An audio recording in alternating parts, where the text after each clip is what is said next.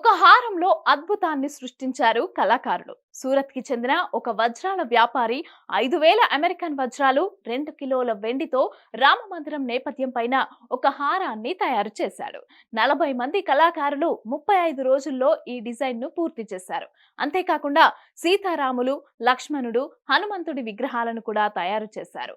కాగా అయోధ్యలో శరవేగంగా రామమందిరం నిర్మాణం జరుగుతోంది. కాగా ఓ రామభక్తుడు 5.5 లక్షల రూపాయలతో తయారు చేసిన భారీ అగరబత్తిని అయోధ్యకి తరలిస్తున్నారు. అదలా ఉండగా జనవరి 22వ తేదీన ఆలయ ప్రారంభోత్సవానికి ముహూర్తం ఖరారైంది. ప్రధాని నరేంద్ర మోదీ చేతుల మీదుగా శ్రీరామ మందిరం ప్రారంభం కానుంది. భారత్ నుంచి, విదేశాల నుంచి 4,000 మంది సాధువులు, 2,500 నుంచి 3,000 మంది విశిష్ట వ్యక్తులకు ఆహ్వానాలు అందాయి.